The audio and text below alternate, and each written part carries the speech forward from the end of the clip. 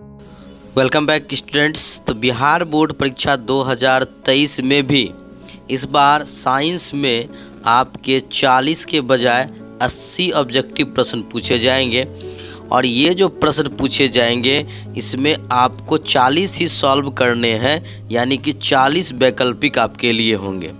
तो यहाँ पर एक अच्छा अवसर है इस बार भी आप लोगों के लिए। इसी के लिए मैं आप लोगों के लिए स्पेशल कुछ खास यहाँ पर मॉडल सेट लेकर आया हूँ और इन मॉडल सेट्स पे काफ़ी इम्पोर्टेंट क्वेश्चंस हैं। अगर आप इस मॉडल सेट को बिल्कुल अच्छे तरीके से देख लेते हैं तो आप बिल्कुल 40 में 40 यहाँ पर ला सकते हैं। तो उम्मीद करते हैं कि आपको इससे काफ़ी सहायता मिलेगी। तो चलिए फिर स्टार्ट करते हैं आज के इस वीडियो को और शुरू से सभी ऑब्जेक्टिव्स को ध्यान से आप लोग देखिए। तो यहाँ पर देखिए सबसे पहला क्वेश्चन है, समतल दर्पण में क्या होता है। तो आप लोग सभी जानते हैं कि समतल दर्पण में दो नियम होते हैं और एक नियम होता है आपतन कोण परावर्तन कोण के बराबर होता है, यानी कि ऑप्शन बी इस सवाल का बिल्कुल है सही जवाब। आइए दूसरे प्रश्न पे चलते हैं। तो अगला प्रश्न है, जब प्रकाश एक माध्यम से दूसरे माध्यम में जाता है तो प्रकाश का अपवर्तन होता है। प्रकाश का अपवर्तन का अर्थ है प्रकाश का मुड़ना, यानी प्रकाश की चाल में परिवर्तन होने के कारण प्रकाश मुड़ती है।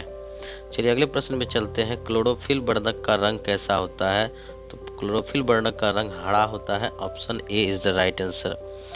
नेक्स्ट क्वेश्चन है, रक्त में आयरन की कमी से होने वाला रोग कौन सा है। तो आप लोग सभी ये जानते हैं, रक्त में आयरन की कमी से होता है एनीमिया रोग। एनीमिया जिसे कि हम लोग खून की कमी कहते हैं, खून की कमी को ही हम लोग एनीमिया कहते हैं। तो ये है ऑप्शन सी सही जवाब। अगला प्रश्न है, स्वपोषी भोजन के लिए आवश्यक है। स्वपोषी भोजन के लिए आवश्यक होता है क्लोरोफिल, सूर्य का प्रकाश, H2O और CO2, यानी कि ये सभी चीज़ प्रकाश संश्लेषण में आवश्यक होता है। तो इसीलिए यहाँ पर स्वपोषी भोजन के लिए ये सभी चीज़ों की आवश्यकता होगी। अगला प्रश्न है, कौन सा पदार्थ लेंस बनाने के लिए प्रयुक्त नहीं किया जाता है। तो लेंस बनाने के लिए हम यहाँ पर मिट्टी का प्रयोग नहीं कर सकते, क्योंकि इससे प्रकाश आर पार नहीं जा पाएगा। तो option D is the right answer है मिट्टी। एक उत्तल लेंस की क्षमता 1 डायोप्टर है, तो लेंस की फोकस दूरी क्या होगी। तो देखिए, एक डायोप्टर जब भी किसी लेंस की क्षमता होती है तो यह 1 मीटर फोकस दूरी वाले लेंस की क्षमता होगी। 1 मीटर यानी कि 100 सेंटीमीटर।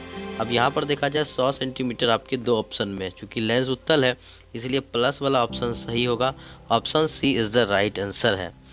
अगले प्रश्न पे चलते हैं, किसी गोलीय दर्पण और किसी पतले गोलीय लेंस दोनों की फोकस दूरी -15 है। तो माइनस जब भी होगा तो माइनस अवतल में होता है, इसीलिए दोनों ही क्या होगा, अवतल हो जाएगा। चलते हैं अगले प्रश्न की ओर। सामान्य नेत्र की दूर बिंदु। देखिए, कोई भी जो नेत्र होता है वो निकट तो 25 सेंटीमीटर तक देखता है, लेकिन ये दूर कहाँ तक देख सकता है। तो आप कहेंगे ये अनंत तक देख सकता है, इसलिए सामान्य नेत्र की दूर बिंदु वो अनंत होती है। अगले सवाल पे चलते हैं, जो नेत्र निकट की वस्तु को साफ नहीं देख सकता। देखिए, निकट की वस्तु साफ नहीं दिखेगा तो आप कहेंगे निकट दृष्टि दोष, नहीं, ये गलत है। निकट की वस्तु साफ नहीं देखने का मतलब उसे दूर दृष्टि दोष होता है, यानी कि ऑप्शन ए इस सवाल का है सही जवाब। अगला प्रश्न है हमारा, प्रकाश संश्लेषण के द्वारा किसकी उत्पत्ति होती है। प्रकाश संश्लेषण के द्वारा ग्लूकोज बनता है और ग्लूकोज की उत्पत्ति होती है। अगले प्रश्न में चलते हैं। अगला प्रश्न है हमारा, मनुष्य के शरीर की सबसे बड़ी ग्रंथि क्या होती है। तो मनुष्य के शरीर में जो सबसे बड़ी ग्रंथि है वो होती है यकृत, यानी कि लीवर। तो लीवर को ही हम लोग हिंदी में यकृत कहते हैं। Option A is the right answer. अगले प्रश्न पे चलते हैं, ग्वाइटर अथवा घेगा पनपता है। देखिए, घेगा आयोडीन की कमी से पनपने वाला रोग है। तो आयोडीन के लिए हम लोग आयोडीन युक्त नमक खा सकते हैं, तो इससे आयोडीन की कमी हमारे शरीर में नहीं होगी। अगले प्रश्न की ओर चलते हैं, मानव नेत्र में क्या होता है। देखिए, मानव नेत्र में जो लेंस होता है वो लेंस कैसा होता है, उत्तल लेंस होता है। आपको हमेशा याद रखना है, मानव नेत्र में हमेशा उत्तल लेंस होता है। Option C is the right answer. अगला प्रश्न है, मानव नेत्र वस्तु का प्रतिबिंब किस भाग पर बनाता है। देखिए, वस्तु का प्रतिबिंब मानव नेत्र रेटिना पर बनाता है। इस रेटिना को हम लोग हिंदी में दृष्टि पटल भी कहते हैं। क्या कहेंगे, दृष्टि पटल। टिंडल प्रभाव। टिंडल प्रभाव प्रकाश की कौन सी परिघटना को प्रदर्शित करता है। देखिए, टिंडल प्रभाव जो होता है ये प्रकाश का प्रकीर्णन का ही एक प्रभाव है, इसे प्रकाश का प्रकीर्णन कहते हैं। तो ऑप्शन यहाँ पर आपका सही है, option D is the right answer. अगले सवाल पे चलते हैं। देखिए यहाँ पर है कि 1 कूलम विद्युत आवेश कितने इलेक्ट्रॉन में समाये आवेश के तुल्य होगा।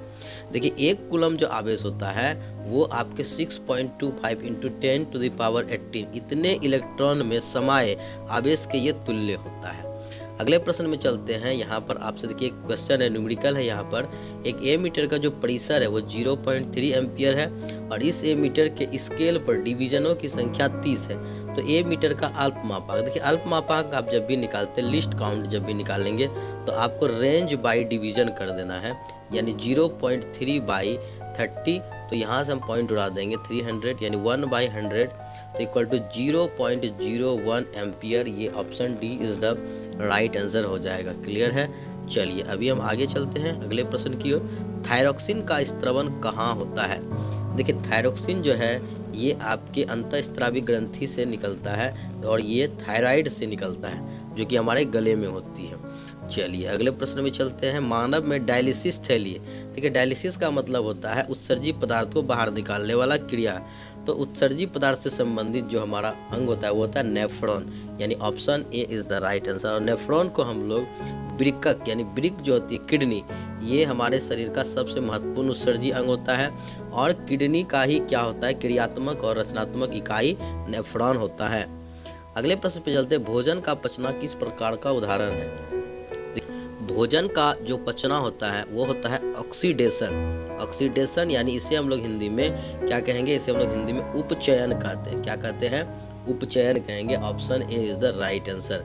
अगला प्रश्न है विद्युत आवेश। आवेश का ऐसा ही मात्रक क्या होता है, तो इसे हम लोग कूलम या कूलम भी कह सकते हैं। इसे सी से डिनोट किया जाता है।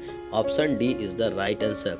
अगले सवाल पे चलते हैं। अति भारण के समय देखिए यहाँ पर क्या होता है, दो तरह की चीज आपको देखने मिलेंगे। एक होता है शॉर्ट सर्किट और दूसरा क्या होता है अति भारण। तो शॉर्ट सर्किट और अति भारण के समय जो विद्युत धारा का मान होता है परिपथ में वो क्या होता है बहुत अधिक हो जाता है। इसी कारण सारे उपकरण जल जाते हैं। चलिए अगला यहाँ पर चलते हैं। नेक्स्ट में आपको यहाँ पर देखिए 4 प्रतिरोध का मान दिया गया है। 4 कुंडलियों को श्रेणीबद्ध कर 64 वोल्ट की एक बैटरी से जोड़ा जाता है। तो पहली कुंडली यानी जो 22 ओम वाला है, कितना ओम वाला, 22 ओम वाला जो है कुंडली, उसके सिरों के बीच विभवांतर क्या होगा। तो देखिए विभवांतर निकालने के लिए V बराबर हमारा सूत्र होता है IR। अब यहाँ पर देखिए V का मान तो 64 वोल्ट दिया गया है, R का मान 22 है लेकिन I का मान नहीं है। तो सबसे पहले हम लोग I का मान कैसे प्राप्त करेंगे, तो I इक्वल टू V/R। अब देखिए यहाँ पर I जो होता है, V हमारा तो 64 है लेकिन यहाँ जो हमारा R होगा ये श्रेणीबद्ध है। तो श्रेणीबद्ध में क्या होता है सभी प्रतिरोध को जोड़ देते हैं। तो यहाँ पर हम जोड़ देंगे तो ये हमारा हो जाएगा टोटल जोड़कर 168 हो जाएगा। तो चलिए अब इसको कटा ले।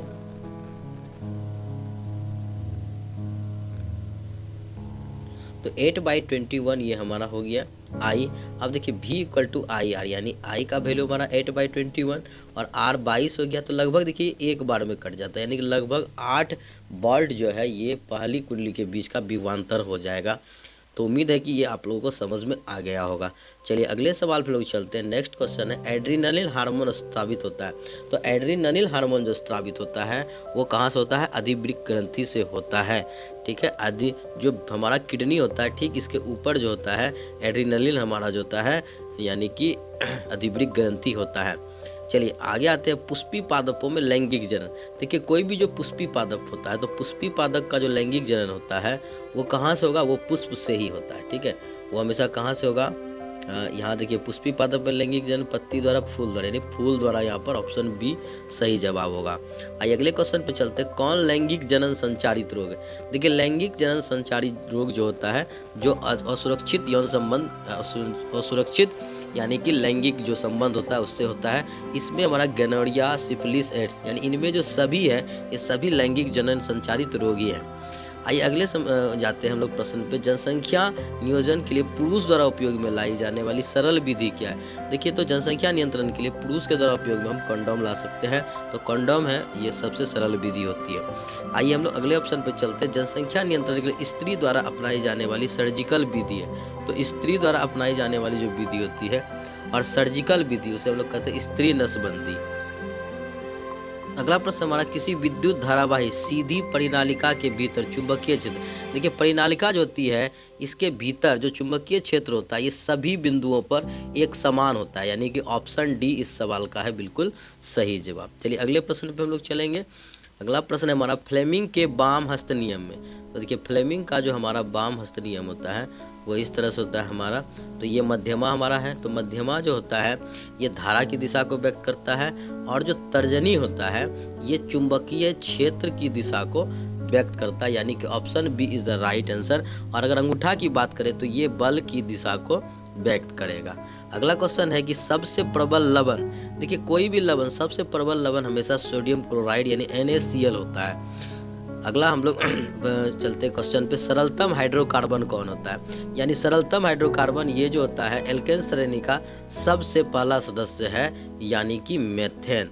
और मेथेन को ही सबसे सरलतम हाइड्रोकार्बन कहा जाता है। Option A is the right answer. Carbon hydrogen से संयोग करके क्या बनाता है। देखिए कार्बन हाइड्रोजन से जब भी मिलेगा तो हाइड्रोकार्बन बन जाता है। Option B is the right answer. अगले सवाल पे चलते हैं। मेंडलीव की आवर्त सारणी में क्षैतिज कतार। देखिए क्षैतिज कतार यानी इस तरह के कतार जो इसे हम लोग क्या कहते हैं, आवर्त कहते हैं। तो 7 आवर्त होते हैं, ये आप लोगों को पता होगा। अगले सवाल पे चलते हैं हम लोग। पश्चिम की ओर प्रक्षेपित कोई धनावेशित कण है, पश्चिम दिशा में प्रक्षेपित है, और किसी चुंबकीय क्षेत्र द्वारा उत्तर की ओर विक्षेपित हो जाती है, यानी इस ओर विक्षेपित हो जाती है। तो चुंबकीय क्षेत्र की दिशा क्या होगी। इसका मतलब चुंबकीय क्षेत्र की दिशा तब ऊपरी मुखी होगी। ठीक है, option D is the right answer. अगले प्रश्न पे चलते हैं। विद्युत और चुंबक में जो घना संबंध बताया था इसका पता कौन लगाया था। देखिए ये जो है सबसे पहले इसका पता प्रयोग अस्टेड ने किया था, और अस्टेड ने ही विद्युत और चुंबकत्व के बीच संबंध को बतलाया था। अगले प्रश्न में चलते हैं। जनसंख्या नियंत्रण के लिए स्त्रियों द्वारा अपनाई जाने वाली सरल यांत्रिक विधि। देखिए सरल यांत्रिक विधि की बात करें तो स्त्रियों द्वारा अपनाया जाने वाला कॉपर टी होता है। चलते हैं अगले प्रश्न की ओर। लैंगिक जनन संचारित रोग हर्पिस। देखिए जो हर्पिस है ये एक वायरस जनित रोग होता है, और ये लैंगिक जनन संचारित रोग है। अगले प्रश्न में चलते हैं। मनुष्य में कितने जोड़े गुणसूत्र पाए जाते हैं। तो मनुष्य में टोटल 23 जोड़े गुणसूत्र पाए जाते हैं। Option C is the right answer. अगले प्रश्न पे चलते हैं। कीटों के पंख और चमगादड़ के पंख। देखिए कीटों के पंख और चमगादड़ के पंख, चूंकि ये क्या होता है पंख है लेकिन इनके काम एक समान नहीं होते, इसे हम लोग समवृत्ति अंग कहते हैं। क्या कहेंगे, समवृत्ति अंग कहेंगे। अगला प्रश्न है कि परिनालिका में धारा प्रवाहित होती है तो यह प्रदर्शित करता है। तो जब भी परिनालिका में धारा प्रवाहित होगा तो ये चुंबकीय गुण को प्रदर्शित करता है। अगले प्रश्न पे चलते हैं। गर्म जल प्राप्त करने के लिए हम सौर जल तापक का उपयोग किस दिन नहीं कर सकते हैं। तो सौर, देखिए यहाँ पर हम लोग सौर जल तापक है तो जब सूर्य की रोशनी नहीं रहेगी तो आप कैसे प्रयोग करेंगे, यानी बादलों वाले दिन तो हम इसका प्रयोग नहीं कर सकते। Option B is the right answer. अगला प्रश्न है कि कोई धातु ऑक्सीजन के साथ अभिक्रिया कर उच्च गलनांक वाला यौगिक निर्मित करता है। तो यह यौगिक जल में विलय है। तो देखिए जल में विलय है इसलिए यह यौगिक या धातु सिर्फ क्या होता है, कैल्शियम ही हो सकता है। ठीक है, चूंकि यह शुरू में धातु की बात कही जा रही है तो यह कैल्शियम है। अगला हमारा प्रश्न है कि खाद्य पदार्थों के डिब्बों पर जिंक के बजाय टीन का लेप क्यों होता है। क्योंकि देखिए यहाँ पर टीन जो है जिंक की अपेक्षा अधिक अभिक्रियाशील होता है, इसीलिए हम लोग क्या करते हैं जिंक के बजाय टीन का लेप प्रयोग। अगला प्रश्न है कि कौन विद्युत का सर्वोत्तम सुचालक है। देखिए विद्युत का अगर सर्वोत्तम सुचालक की बात करें तो वो चांदी होता है। चांदी का तार सबसे ज्यादा विद्युत का सुचालक पदार्थ होता है। Option B is the right answer. अगले प्रश्न पे चले। देखिए इथेन का आणविक सूत्र है C2H6। तो इसका हम लोग इस तरह से संरचना सूत्र बनाते हैं। इसमें अगर आप लोग देखेंगे तो इसमें क्या है कि 7 जो है सहसंयोजक आबंध कितने हैं, 1 2 3 4 5 6 और 7। तो कुल इसमें कितने होते हैं, 7 सहसंयोजक आबंध होते हैं। अगले प्रश्न में लोग चलते हैं। निम्न में कौन सा यौगिक ईंधन के रूप में इस्तेमाल किया जाता है। तो ईंधन के रूप में हमेशा आप लोगों को याद रखना है C2H5OH यानी कि एथिल अल्कोहल एथेनॉल का इस्तेमाल किया जाता है। अगला सवाल है कि जितनी ऊर्जा स्रोत हम उपयोग में लाते हैं उनमें से अधिकांश सौर ऊर्जा को निरूपित करता है। कौन सा स्रोत अंततः सौर ऊर्जा का व्युत्पन्न नहीं है। तो देखिए यहाँ पर देखिए भूतापीय ऊर्जा, तो ये भी सौर ऊर्जा का जो है व्युत्पन्न है, और यहाँ पर पवन ऊर्जा भी वही है, जैव मात्रा भी वही है। यहाँ पर केवल नाभिकीय ऊर्जा जो है ये सौर ऊर्जा का व्युत्पन्न नहीं होता। Option C is the right answer. अगले प्रश्न में चलते हैं। नाभिकीय ऊर्जा प्राप्त करने के लिए क्या चाहिए। तो नाभिकीय ऊर्जा प्राप्त करने के लिए हमें कौन सा रेडियो एक्टिव यानी कि रेडियो सक्रिय तत्व की जरूरत होती है, वो कौन सा होता है, uranium. Option B is the right answer. चलिए अगले प्रश्न चलते, जीन शब्द का प्रयोग किसने किया था। देखिए अगर हम जीन शब्द की बात बोले तो यहाँ पर अगर आप लोग मेंडल सोच रहे तो गलत है। जीन शब्द का प्रयोग जोहानसन ने किया था, लेकिन मेंडल ने आनुवांशिक शब्द का प्रयोग किया था और आनुवांशिकी का जनक मेंडल को कहा जाता है। तो जीन शब्द प्रस्तुत किया जोहानसन ने। अगले प्रश्न पे चलते हैं कि मेंडल के एक प्रयोग में लंबे मटर के पौधे जिनके बैंगनी पुष्प थे और का संकरण बौने पौधे जिसके सफेद पुष्प से कराया गया, तो इसकी संतति के सभी पौधे में पुष्प बैंगनी रंग के थे परंतु आधे बौने थे। इससे कहा जा सकता है कि लंबे जनक पौधों की आनुवंशिकी रचना, तो देखिए इसमें क्या था, लंबे जो पौधे थे उसकी आनुवंशिकी रचना जो थी वो 3:1 में थी। तो यहाँ पर ये आपको देखिए लंबे वाले किसमें है, देखिए एक यहाँ पर बौना है, बाकी ये टी और ये डब्ल्यू यानी 3 लंबे और 1 बौने थे। तो option C is the right answer. अगला प्रश्न है समजात अंगों के उदाहरण है। तो देखिए यहाँ पर विकल्प दिया गया, हमारा हाथ और कुत्ते का अग्रपाद, हमारा दांत और हाथी के दांत, आलू और घास की ऊपरी भूस्तरी, यानी कि ये तीनों जो है ये सभी यहाँ पर समजात अंगों के ही उदाहरण हैं। तो ये देखने में तो एक जैसे लगते हैं लेकिन इनका काम अलग अलग होता है। चलिए अगले यहाँ पर चले तो क्वेश्चन है कि हमारा विकासीय दृष्टिकोण से हमारी सबसे अधिक समानता किससे है। तो विकास हम लोग किससे किए, बंदर चिंपैंजी से किए हैं यानी बनमानुष, तो चिंपैंजी से हमारी सबसे अधिक समानता है। अगला प्रश्न है कि कौन जैव अनिम्नीकरणीय पदार्थ है। देखिए 2 प्रकार के पदार्थ होते हैं, एक जैव निम्नीकरणीय होता है और एक जैव अनिम्नीकरणीय होता है। तो निम्नीकरणीय होता है जो मिट्टी में पूरी तरह से मिल जाता है, अनिम्नीकरणीय जो मिट्टी में मिलता ही नहीं है। तो ये है डीडीटी, कागज, वाहित, मल, ये सभी तो मिट्टी में मिल जाएगा लेकिन डीडीटी नहीं मिलता। जीव द्रव्यमान ऊर्जा स्रोत का उदाहरण निम्नलिखित में कौन नहीं है। तो देखिए जीव द्रव्यमान का ऊर्जा स्रोत का उदाहरण नहीं है, तो चूंकि ये नाभिकीय ऊर्जा जीव द्रव्यमान से नहीं होता है। Option C is the right answer. 57 है कि हमारे शरीर में पीएच कितने परास के बीच काम करता है। तो पीएच का परास 7 से लेकर 7.8 के बीच हमारे शरीर में ये काम करता है। अगले प्रश्न पे चलते, कौन सी गैस उत्सर्जित होगी जब धातुएं जल के साथ अभिक्रिया करेंगी। देखिए जब भी धातु जल से अभिक्रिया करेगा तो एक ही गैस मुक्त होगा, वो है हाइड्रोजन। चलिए अगले प्रश्न पे चलते हैं हम लोग, इलेक्ट्रॉन के स्थानांतरण। देखिए इलेक्ट्रॉन जब स्थानांतरण यानी एक जगह से दूसरी जगह चले जाएगा तो वैद्युत संयोजी बंधन बन जाएगा, है ना। इलेक्ट्रॉन का स्थानांतरण से वैद्युत संयोजी, अगर साझा कहा जाता तो साझा से सहसंयोजी बंधन बनता है।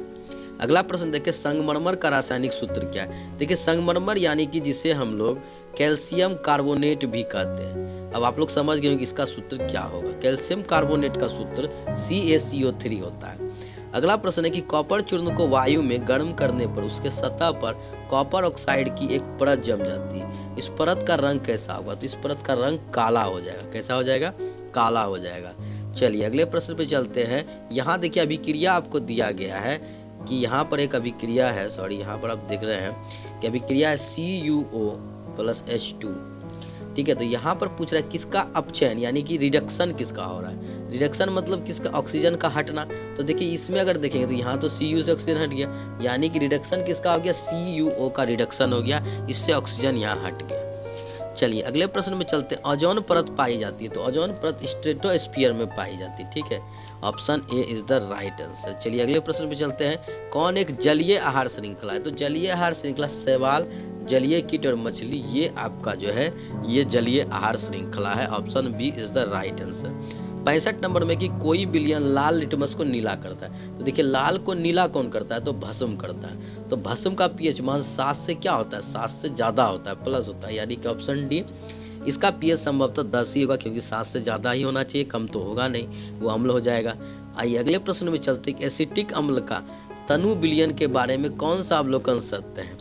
देखिए यहाँ पर आप लोग जानते हैं कि 6 से 8% एसिटिक अम्ल को ही सिरका कहा जाता है, इसलिए इसमें ज़्यादा सोचने वाली बात नहीं है, यह सिरका जैसी गंध देगा, है ना। Option A is the right answer. अगला प्रश्न है कि अल्कोहल में उबली पत्ती पर आयोडीन विलयन की कुछ बूंद डालने पर पत्ती का रंग कैसा हो जाता है। तो जब देखिए आयोडीन विलयन की कुछ बूंद डालेंगे हम अल्कोहल में उबले पत्ते पर तो वह नीला काला दिखेगा। आपको कैसा दिखेगा, नीला काला। Option C is the right answer. अगले प्रश्न में चलते, कौन सा समूह, देखिए यहाँ पर जैव निम्नीकरणीय पदार्थ। देखिए जैव निम्नीकरणीय पदार्थ हमने अभी आपको बताया जो मिट्टी में पूरी तरह से मिल जाएगा। तो मिट्टी में पूरी तरह से घास, पुष्प और चमड़ा ये बिल्कुल पूरी तरह से मिल जाएगा। ठीक है, तो ऑप्शन ए यहाँ पर राइट आंसर है। ठीक है, अगर यहाँ हम देखें फलों के छिलके, केक, नींबू, तो चूँकि देखिए केक भी आजकल कई प्रकार के होते हैं। अगर आपके केक में जो केमिकल युक्त केक होता है तो वो आपके जैव निम्नीकरणीय नहीं होता है, इसीलिए ये सभी में ऑप्शन यहाँ प्लास्टिक है तो ये नहीं होगा। केक इसमें है इसलिए यह भी नहीं होगा। तो घास, पुष्प और चमड़ा, ये आपका ऑप्शन केवल ए सही है। अगले प्रश्न पे चलते हैं, कोयला और पेट्रोलियम किस तरह की ऊर्जा के स्रोत है? तो कोयला और पेट्रोलियम क्या है? ये अनवीकरणीय, क्योंकि इसे हम लोग पुनः जल्दी प्राप्त नहीं कर सकते। नेक्स्ट क्वेश्चन है कि ऊर्जा के गैर परंपरागत स्रोत है। तो गैर परंपरागत स्रोत उसे कहते हैं जिसकी पुनः पूर्ति हो जाती है तुरंत। ठीक है, तो ऐसे यहाँ पर जो स्रोत है वह सौर ऊर्जा भी है, भूतापीय ऊर्जा भी है, पवन ऊर्जा भी है, यानी कि इसमें सभी जो है ये गैर परंपरागत के ही उदाहरण है। अगला प्रश्न है कि किसी भी उदासीन विलयन का पीएच मान। देखिए उदासीन विलयन का पीएच मान 7 होता है, अम्लीय का 7 से कम होता है और जो क्षारीय होता है उसका 7 से अधिक होता है। तो उदासीन है इसलिए इसका पीएच मान 7 हो जाएगा। नेक्स्ट क्वेश्चन में चलते हैं, कौन लवण है? देखिए यहाँ पर अगर देखें तो ये हाइड्रोक्लोरिक अम्ल, ये देखिए सोडियम हाइड्रोक्साइड है तो ये आपका क्षार हो जाएगा। और यहाँ भी देखते हैं तो हाइड्रोक्साइड है, यानी कि ऑप्शन सी सल्फेट ही लवण होता है। तो K2SO4 is the right answer. Next question है, कौन अधातु है? तो ये तो सभी आप लोग कई बार पढ़ा चुका हूँ मैं कार्बन के बारे में कि कार्बन क्या होता है, एक अधातु होता है। नेक्स्ट क्वेश्चन है कि कौन सा उपधातु है? देखिए उपधातु आर्सेनिक, एंटीमनी और जर्मेनियम, ये सभी उपधातु होते हैं। ऑप्शन यहाँ पर फिलहाल सी इज द राइट आंसर है, जर्मेनियम। नेक्स्ट में चलते हैं, मेंडलीव के तत्व का वर्गीकरण का आधार क्या है? तो मेंडलीव के तत्व के वर्गीकरण का जो आधार था वो परमाणु द्रव्यमान था और आधुनिक जो था उसका परमाणु संख्या है। तो परमाणु द्रव्यमान मेंडलीव के तत्व के वर्गीकरण का आधार है। Option A is the right answer. आबंध बनाते समय अधातुएं इलेक्ट्रॉन ग्रहण करती है, अतः ये विद्युत तक क्या होगा? देखिए जो भी इलेक्ट्रॉन को ग्रहण करेगा तो वो क्या हो जाएगा, ऋणात्मक, क्योंकि जो भी आप देखिए जो कर्ज लेता है वो ऋणात्मक हो जाता है और जो देगा वो धनात्मक हो जाएगा। तो इसीलिए जो इलेक्ट्रॉन ग्रहण करेगा तो ये क्या हो जाएगा, विद्युत ऋणात्मक हो जाएगा। नेक्स्ट क्वेश्चन है, किसी समूह में इलेक्ट्रॉन त्यागने की प्रकृति। देखिए अगर हम आवर्त सारणी की एक समूह की बात करेंगे तो इलेक्ट्रॉन त्यागने की प्रकृति एक समान हो जाएगी। Option A is the right answer. आधुनिक आवर्त सारणी में कौन सा आवर्त अभी तक अधूरा है? तो देखिए इसमें 7 आवर्त है तो क्लियरली है कि 7वां लास्ट आवर्त ही अधूरा होगा। तो यहाँ पर ऑप्शन आपका D is the right answer, 7वां आवर्त अभी तक अधूरा है। नेक्स्ट क्वेश्चन है, कूटपात किस में पाया जाता है? देखिए कूटपात की बात करें तो अमीबा में कूटपात पाया जाता है, क्योंकि अमीबा जो होता है कूटपात के द्वारा ही क्या करता है, भोजन को ग्रहण करता है। तो option C is the right answer. और आखिरी क्वेश्चन है इस सेशन का हमारा कि प्रकाश संश्लेषण होता है। देखिए प्रकाश संश्लेषण हमेशा दिन में होगा, क्योंकि प्रकाश संश्लेषण के लिए सूर्य प्रकाश की आवश्यकता होती है, तो इसीलिए यह दिन में ही हो सकता है, रात में कभी नहीं होगा। तो ये आज के 80 प्रश्न थे। उम्मीद करता हूँ कि ये 80 प्रश्न आपके आगामी परीक्षा के लिए बेहद ही महत्वपूर्ण है और उम्मीद करता हूँ कि हमारा सॉल्यूशन भी आपको पसंद आया होगा। और अगर पसंद आया तो इसी तरह से हमारे चैनल पर आने वाले सभी वीडियो को देखें, क्योंकि ये आपके लिए काफ़ी इंपॉर्टेंट है। तो चलिए फिर नेक्स्ट वीडियो हम आप लोग के लिए लाते हैं 80 प्रश्नों वाला। आज की वीडियो के लिए बस इतना ही, तब तक के लिए गुड बाय, जय हिंद, जय भारत।